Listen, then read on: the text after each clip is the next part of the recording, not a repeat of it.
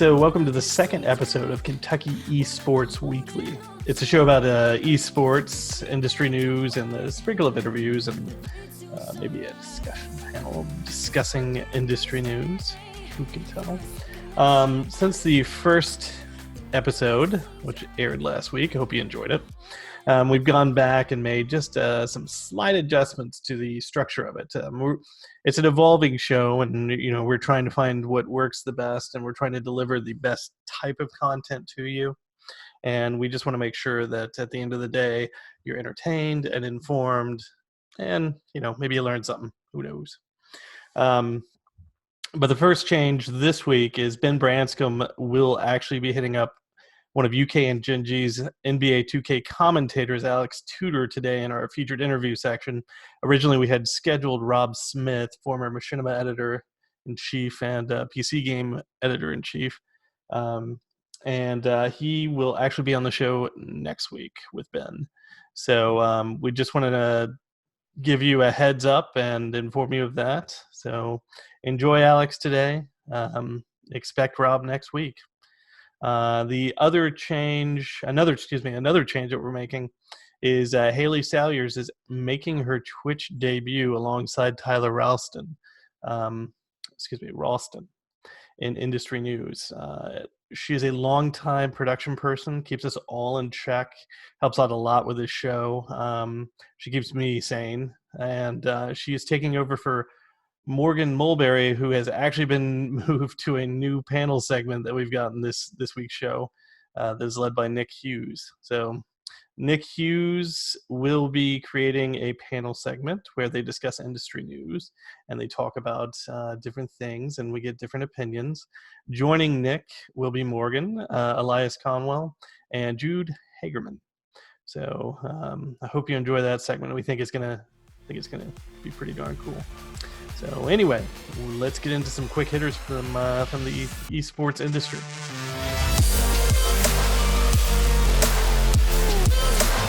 Call of Duty World League moves online. Activision is reporting that they are moving their CWL series fully online through the pandemic. If you're not familiar with CWL, it's a Call of Duty-based esports competition where teams around the nation go against each other. The CWL did hold online matches this past weekend and will continue to do so in the hopefully short pandemic timeframe. You could check those results for this past weekend out on their official website. Staying with their website, though, I have to compliment them. They actually have a nice Q&A page that lays out full explanation of how everything with the CWL is going to work online, even bringing up some pain points that some people may not take into account, if for no other reason. You should check it out to see the finer details of what they and probably everybody else in esports has to think about and take into consideration when putting a competition online in a remote environment. There opens up a lot of opportunity for people to maybe not play by the rules, but hopefully, according to that Q&A page, they have thought that through. CWL appears to have everything together.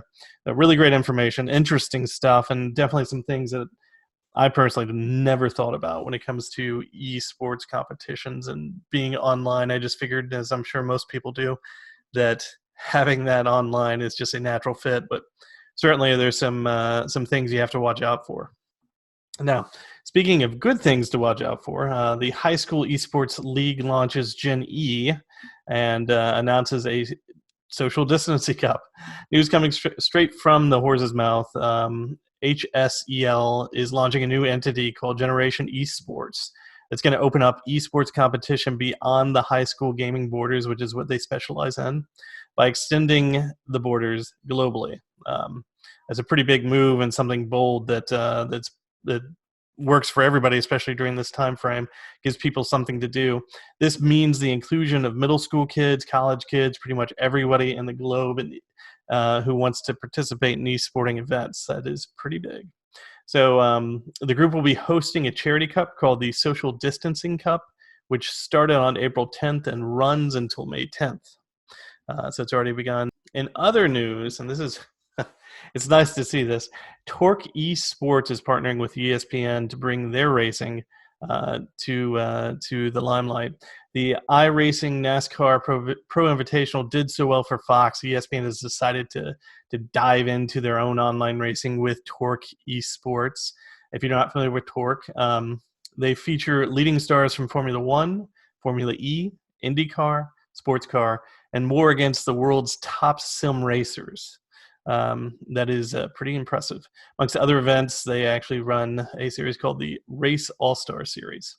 So CEO Darren Cox said in a press release, for more than 40 years, ESPN has been the leader in sports with its groundbreaking coverage, and we're immensely proud to have the Race All-Star Series now shown live on the network. So partnership with ESPN is only going to do wonders for esports in general. The better it can get out there, the more it's going to be accepted, especially here in America. And the louder the esports gaming environment gets, which is great. Anytime you can promote video games out there on prime time or on a very popular channel like ESPN is always a good thing, especially for both organizations, because more people start adopting things. So you can high five Fox if you want, and then you can high five ESPN for following suit. That is a good thing. So also high five Torque Esports for breaking ground early with online racing. So on that sweet note, that is all the esports news for today. We will update you as more news flies across the desk. And I'm sure we're going to be getting more and more as we all stay home and look for things to do. Hopefully the video game industry continues this trend of putting things online. So, all right, time for some industry news with Tyler and Haley. So take it away. Hello, I'm Tyler Ralston. And I'm Haley Salyers. And this is the week's industry news. First of all, we're going to start with the PlayStation 5's new controller reveal. Just this Tuesday, the brand new design for the PlayStation 5's controllers, coined DualSense, was revealed. These impressive and beautiful pieces of hardware feature a number of new improvements. First is the Tempest 3D audio tech, which is a new system that improves audio fidelity by supporting hundreds of audio points simultaneously for surround sound. DualSense reportedly supports enhanced haptic feedback, featuring granular vibrations that deepen the simulated sensation of touch. The adaptive triggers allow for games to incorporate a variety of effects based on the level of pressure applied. The new design features improved battery life from previous iterations and built-in microphones to provide an easier means for chatting online, though the dev team still recommends headsets for a greater overall experience. The DualSense controllers should become available during the holiday season of 2020. Now, what do we have for recent games? We have two games to talk about today, and the first is the Final Fantasy VII Remake. Released on April 10th for the PS4 and currently sitting on a Metacritic score of 87% and Tech Radar with a 5 out of 5, the Final Fantasy VII Remake has been finally delivered to the long-awaiting fans. However, some players are citing two major letdowns to their enjoyment.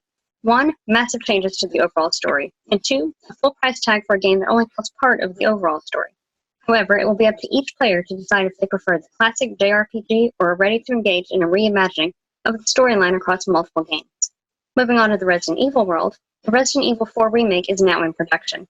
Resident Evil 3's remake was recently released back on April 3rd and has also been greeted with overall good reviews. This, alongside the success of Resident Evil 2's remake, all but guarantees that this may be a continuing trend in the series.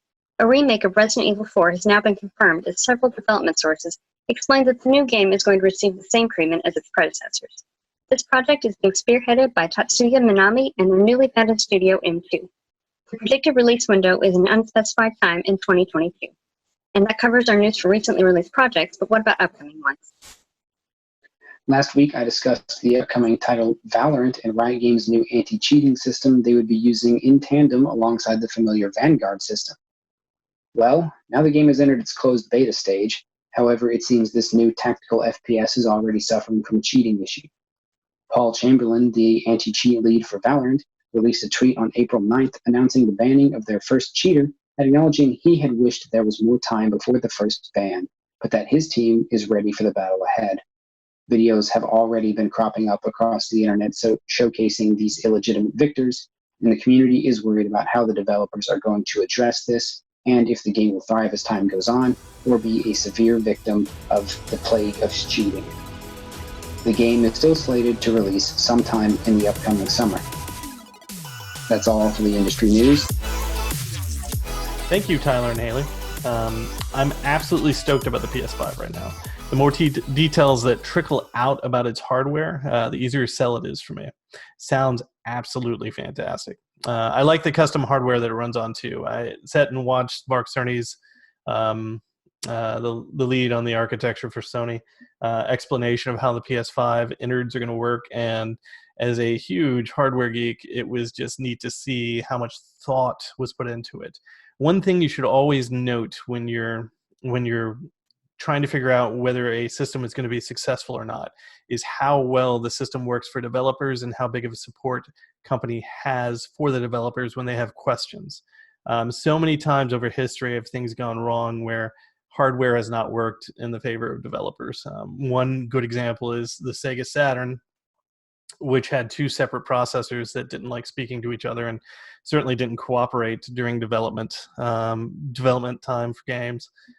And the PS3 was another example. The PlayStation 3, people had a hard time with it when it was when people were working with it. So it sounds like, though, Mark Cerny and Sony had a solid plan going into its construction. So, and everything that I've been reading and hearing has said that the system has just been a cinch to work with. So we'll see how it goes. That's not to discount the Xbox Series X, folks.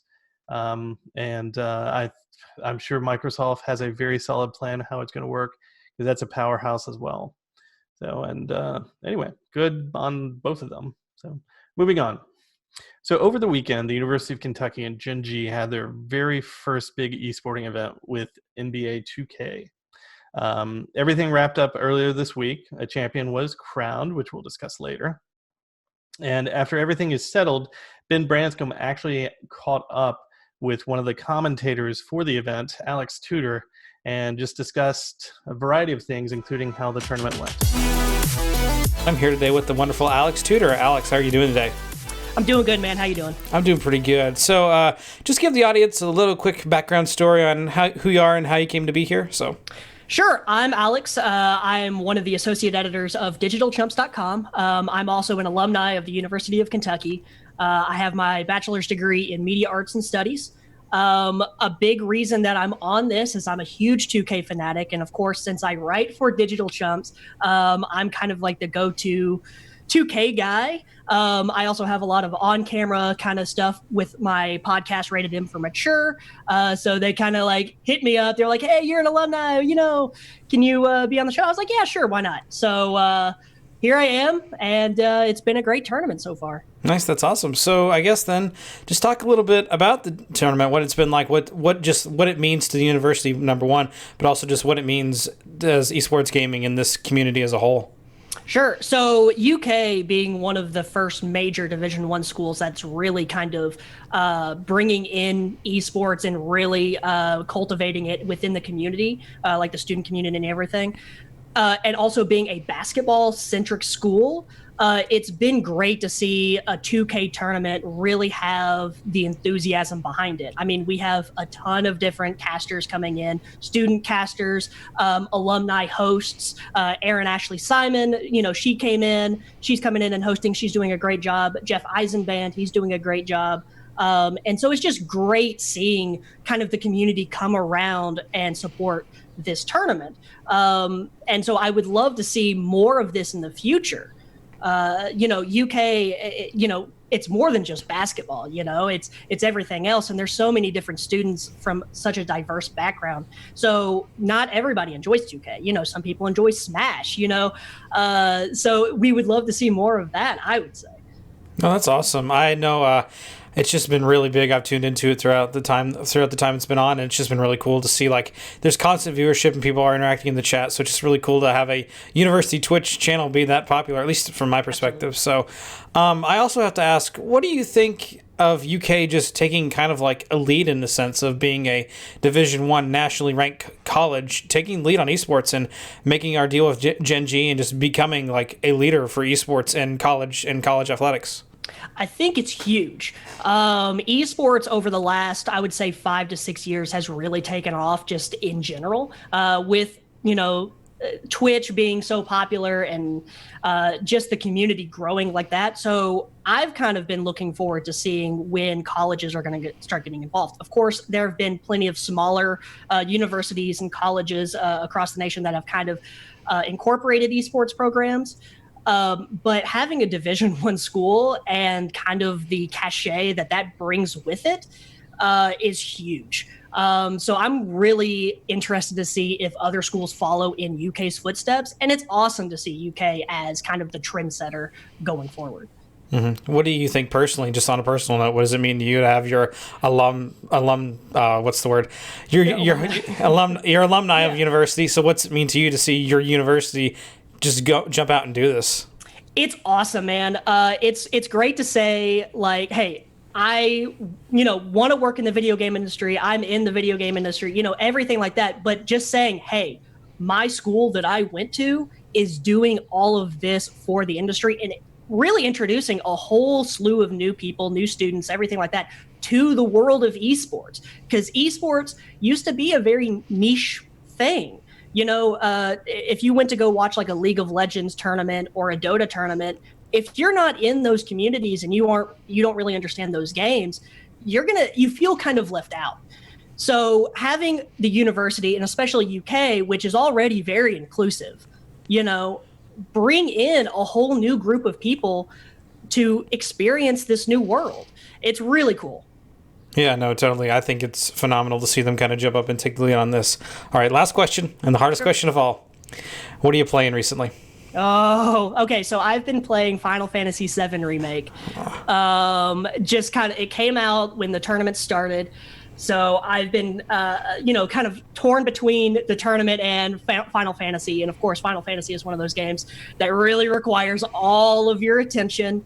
So I've been like trying to play as much as I can. It's a very long game. And other than that, of course, hopping into season 3 of Call of Duty Warzone, racking up those wins, just, getting it done out there. Mm-hmm. No, my roommate, he got Final Fantasy VII and stayed up till launched at midnight, and he's been playing it ever since. He loves it. Yeah. So I understand. It's a crazy game, man. Oh, I'm sure it is. So, but Alex, thanks so much for your time. We really appreciate it. Hey, no problem, man. Thanks, Ben. Hopefully we'll see and hear more from Alex as esports takes off on campus in the coming months. Lots of good things on the horizon for campus, UK, and Gen G. So speaking of good things, Nick Hughes has brought his panel crew to discuss lots of industry topics, including the PS5, for a nice debate. So here is Nick, Elias, Morgan, and Jude. Welcome to our little weekly roundtable discussion. Since this is our first one of these, we can do a quick go around and introduce ourselves, and then we can get right into it. I'm Nick Hughes to start. I'm Jude Hagerman to go second. I'm Morgan Mulberry to go third. All right, I'm Elias Conwell to go fourth.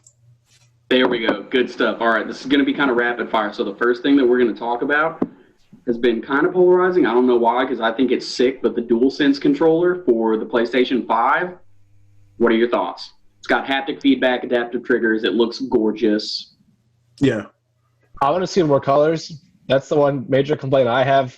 I never had a PlayStation 4, but the one time I ever got to use one, I was like, "Ooh, this controller is nice." As far as I can tell, the PS5 controller is just more nice. So, but you know, I'm kind of inexperienced. No, it's a different shape than like. I feel like all PlayStation controllers up till now have had the same general shape. But this one's a little different, but I don't think that's going to be too big of a deal. I think since it's like two-tone, colors are going to be pretty gorgeous. Yep. Yeah, I assume. Mm-hmm. Oh, absolutely. So do you think they're going to do custom colors or different colors like the Nintendo like the Xbox does? Yeah. Oh, dude, I hope so. I hope so, yeah. I'll give anything. Right. You can have that one for free, PlayStation. They already have it. That one to the bank. It's already been workshopped. Yeah, or they decided not to for some cost-related reasons we'll never understand, but whatever. Does anyone dislike anything about the DualSense? I feel like I gotta get my hands on it before I like. Exactly. That's fair. That's fair. That's fair. We've only seen pictures and reviews. Actually, just order a PS4, and it's coming in this month. Oh, sick! Next topic. Boy. From Riot Games, Valorant. Yes. It's not out yet, but a lot of streamers have been streaming it. You can get beta keys to play it by watching those streams. What do you guys think about it? I haven't gotten a beta key yet, but it looks interesting. It looks like I haven't either. It looks like a cross between like Counter-Strike and like Overwatch.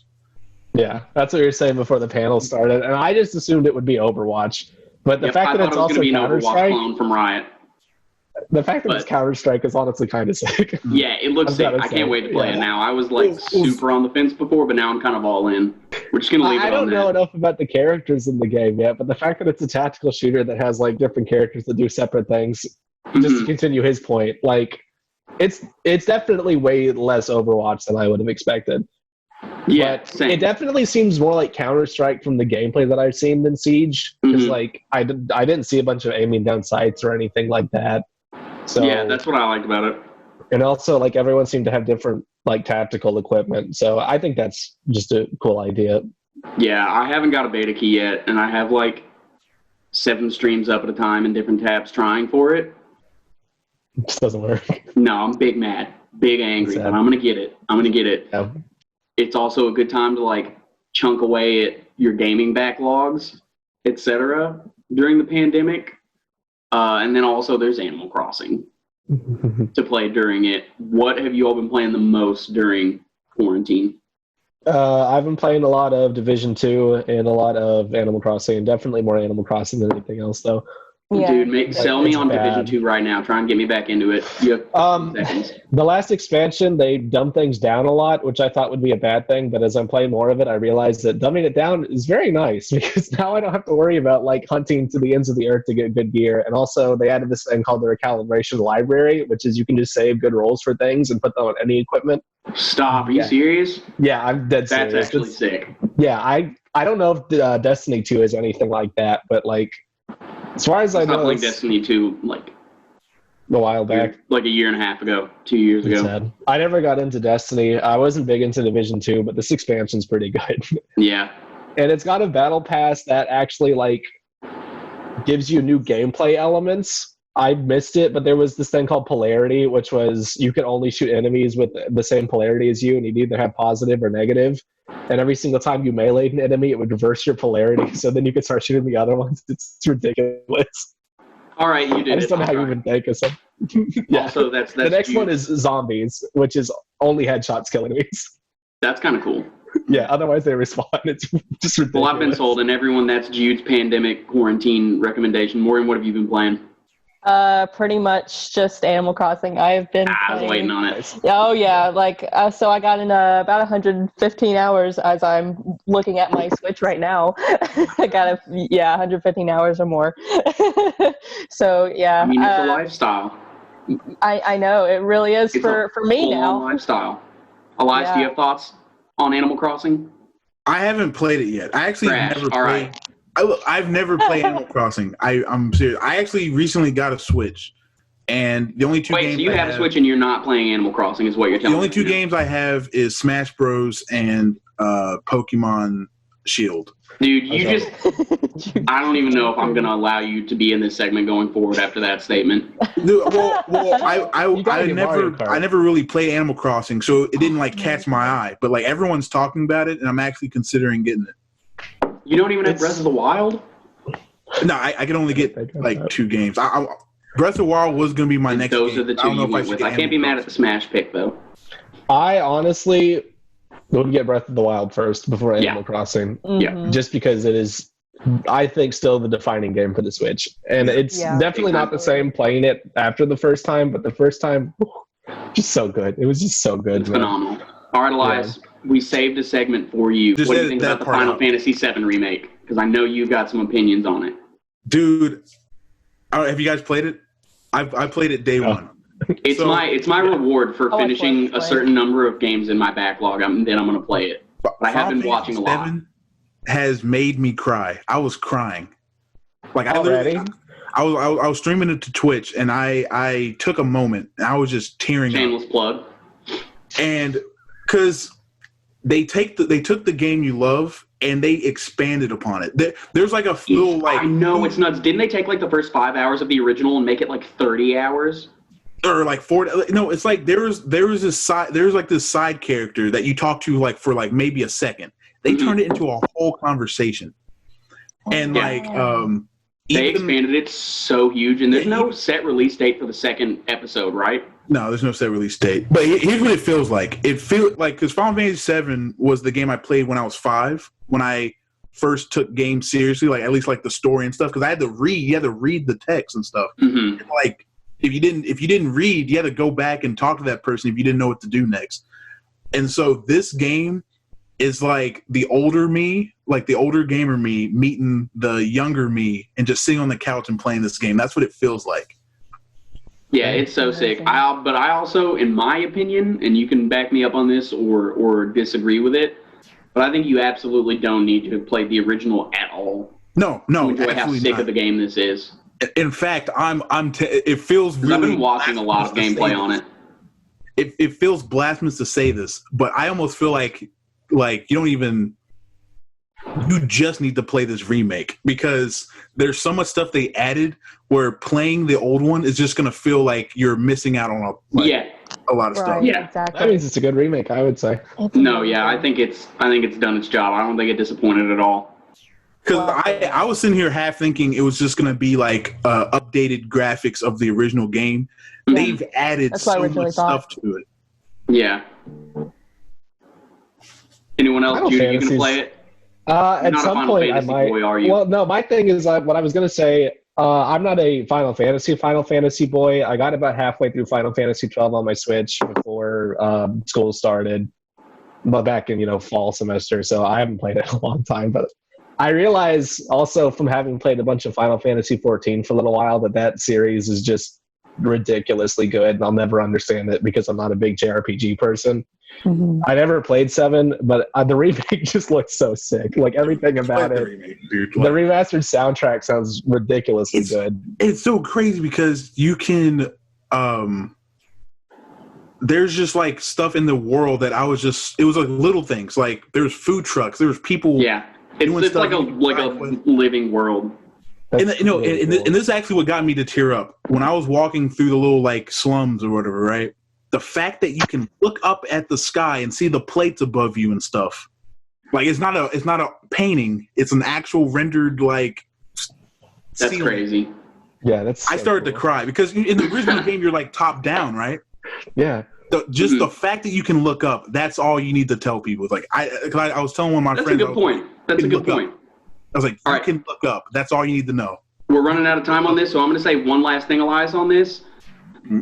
Do you like the move away from turn-based battles to what they've done now with the active timing battle system? God, turn-based has always had a place in my heart, but for this game, this is it works. Perfect. All right, sick. Because the it flows with the rest of the game. I feel like if it like took you out and put you in like a little separate like turn-based, how where like the screen flashes and you're in like a turn-based thing, it flows like right together. All right, dope. Well, that's the positive recommendation from. You actually feel like you're swinging a big sword around instead of like just like a quick slash. Yeah. All right. I think that's about all we have. So I'm going to ask Jude and Morgan at least one last thing before we get off. Elias, I'll ask you this next week because I will 110% expect you to have played Animal Crossing by then. If not, I'll be upset. Who's your favorite? Who's your favorite villager? Who's your favorite? What's the best neighbor you have on your island? Okay, so this is going to be Jude's rants about Animal Crossing for the second section, but I have 2 good villagers in my town. I have 10 villagers. I have Elvis, who I only like because I had him in Wild World, and he's still pretty similar. He's just a really grouchy lion that's rich, which I think is hilarious. I also have Eugene, who is a koala, I think, and he's just really sick because he wears leather and has sunglasses. Yes, that's the reason I like he's him. tight. But everybody is the same character in this game, and I'm tired of it. It's like fair 3, and I've heard them say this stupid thing about, the sun's light comes from like hundreds of miles away. I'd like to call myself like the sun, but I'm just amazed by nature. And I'm like, I don't care. I've heard this 4 times from like 5 different people. I've got 3 villagers who are into bodybuilding and weightlifting. Yeah, I have every one of single those time. too. I literally had. Sorry, not to interrupt you, Morgan. Who's your favorite, Morgan? Jude, you're cut off. My bad. It's okay. Mine would probably have to be either Muffy or Carrie. Well, also Daisy. I have Daisy, Carrie, and I'm Muffy. so jealous. I know. I know. Muffy's the last one that just came to my island. and I'm very excited. Actually ordered the amiibo cards, so Ooh, I'm expecting those soon with my PS4. They're coming at the Nice. same time, so I'm very excited about that. But nice. yeah, I don't have a favorite, but I have a least favorite. Wendy is getting the boot ASAP. I'm so sick of her. Oh, Wendy is I so don't know. annoying, and her What face is just every time I see it, I'm like, why are you on my island? Who gave this the okay? It was me, So but still. is Animal Yeah. Crossing kind of like Sims, where you like build houses for people and they come and live there and stuff, or is it like more like You're gonna invite people to your island. Elias, I'm gonna have this conversation with you off the air because I'm gonna get upset with you, and also we're out of time. I've never played Animal Crossing. I've never played any of the old ones. So- I've heard of them. I just Fair. never played them. So this is the sign off. We will be back next week. That was good stuff. sweet. Peace out, guys. Everyone wave bye. Bye, guys. Stay safe. Thanks Keep for joining social us. distancing. So thanks, Nick. Gosh, lively bunch of goofballs there. Gotta love them. So as we are wrapping up the show, I bring back Alex Cuttadine into the mix here. We're going to talk about some NBA 2K tournament that has gone on, and amongst other things, a PS5 controller. But we'll start with the NBA 2K tournament. Take it away, man. Yeah, it was, we wrapped up the NBA 2K tournament this week. It was a 4-day event, wrapped up on Tuesday. It was a great success. We continue to support our UK community and our greater community during this time of social distancing. We were able to involve students and alumni both on the playing side, the viewership side, as well as the production side. And it was just great to be able to have this community event where everybody could take part from home. And it's great to involve the BBN. We were featured on the Twitch main page, which was pretty amazing. Nice. Got some big viewership from that. And I've got a clip lined up here, which will kind of sum up the event. So let's take a look at that. Let's do it. So what do we got going on here? Shining moment. Let's see here. All right, that's yeah. Emmanuel Quickly. And the event was won by Emmanuel Quickly. It quickly went to a third game in each of the best of 3 matches. So your final 4 and your finals were best of 3. And he went to 3 games in each one, but managed to pull out the victory. It was great to see Emmanuel have his shining moment, even if it wasn't in the NCAA tournament. Quickly became the story of the tournament, announcing for the NBA in the middle of the event. And so I think the coolest part about that is next year we could very well see Emmanuel Quickly being featured in this game that he played during this tournament. We also saw Devin Booker win the ESPN NBA 2K Players Tournament, and so I want to see a showdown between Devin Booker and Emmanuel Quickly. But yeah, great event. A lot of fun had by all. Nathan, what are your takeaways from this event? I just think the first of all, I think the whole idea of the event was just fantastic, especially during this time period. Like you said, just everybody just like socially isolated from each other. It was good to see one thing people could go to, watch it, be together, comment on the Twitch feed. You know, there was just a lot of goodness that came out of this, and I think that's cool. And I think it's even cooler that, you know, Emmanuel Quickly wins. He's going to the NBA, and then next year, like you said, he gets to probably see himself in the next year game. So that's pretty cool. I hope we do it again. I really do. Yeah, I'm sure we'll have more tournaments coming up, so stay tuned. We'll be announcing those in the future. But let's move on to the controller debate. Now, I don't know how much of a debate it is right now. We don't have a ton of information, but yeah, let's talk a little bit about this PS5 DualSense design. Let's ask the chat, what are some of your favorite controllers, and do you give the PS5 design a thumbs up or a thumbs down? Chat, let us know what you think. One thing that gives me some hope for this controller, from this angle, you can see there is some travel on those buttons. When you look at it, it looks so sleek from the front. And, the one thing that when I look at a controller, I want good ergonomics and I want good button feedback. And if there's not enough travel on those buttons, then they could feel mushy and you don't really get that feedback you really need. But my concern when I see this also is that D-pad is those buttons are unlinked. And so if I want to press diagonally, do I have to hold down two buttons at once? What do you think about that, Nathan? Let me tell you, first of all, Alex is bringing that up because he's a fighting game fan, and I completely understand, being born in the 70s, raised in the 80s and 90s, how important a directional pad is for fighting games in general. I cannot use analog, or the thumbsticks rather. So I still think it's going to be okay. I know you have some reservations, and I get that now after looking at this controller for a little bit. But ultimately, I think if they follow the same type of design that they did with the PS4, just the feel of it, hopefully we get that, it's going to be okay. I am particularly happy about two things with this controller. First, USB-C. That means that I don't have to break another micro USB cable, because those things are like the most breakable things in the world. If I lose mine, I can just use my Apple charger. It's a win-win. The other thing is, I really, really think it's interesting they have a built-in mic in the controller, which I don't remember a controller ever having a built-in mic into it, meaning you don't have to have a headset to plug into it. You could just talk and it picks it up and delivers it. That's a big deal. So yeah, well, speaking of building things into controllers, I've got a couple of some of my favorites, some of my not so favorites here. This is the Steam controller. They tried to build a trackpad into the controller. Kudos to them for trying to bring some technology into this, but the buttons are kind of mushy, and I just cannot get over this D-pad. The D-pad clicks down, not great feedback. So they tried to do a lot with this controller. Kind of missed a little bit, but hey, maybe they moved some stuff forward. I play more PC games than anything. This is a Logitech knockoff of a PlayStation controller. So bulky. It's so bulky. But it feels so good. It fits in my hand just right. The action on these buttons is very binary, so there's no in between. This button's either pressed down or it's up. You got that great feedback. The D-pad feels nice. So that's my favorite controller. I've also got this N64 controller that my friends and I, this is from 1998. My friends and I affectionately call this the Goldie.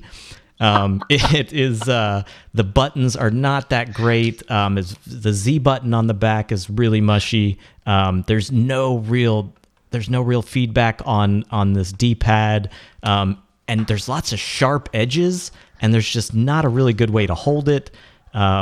So that's the Goldie. These were what players 3 and 4 got. So what are some of what's your favorite controller or least favorite controller of all time there, Nathan? Okay, so the favorite controller of all time, which I know we discussed a little bit before we get on, the GameCube controller is the best design controller ever made, and I'm not even a hot take. That is just a fact. The little C button or little C stick is terrible, but for the rest of the controller, it was ergonomically designed for every grip ever known in every human being. It was so beautiful. The worst controller, hands down, the Atari Jaguar. That will probably ignite arthritis in anybody's hands. It is a terrible controller. They must have developed it in probably 5 minutes on a napkin. It is terrible. It's painful. So that's my good and bad. I saw one vote in the chat there for the Xbox controller. Xbox controller. Which one? The Xbox, the original, the giant hamburger one? Are you talking about the most recent Xbox One X controller? There's so many, so you gotta specify which one. Come on, Wildcat 929, you can tell me.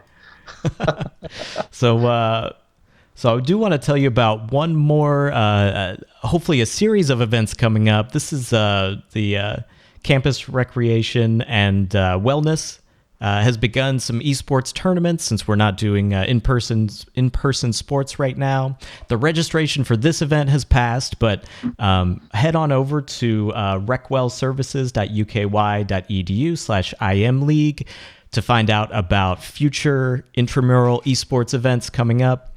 You can register there for to receive to both be registered and receive more information. So so head on over there. Just wanted to let you all know about that. That's all I've got for this week. What do you got, Nathan?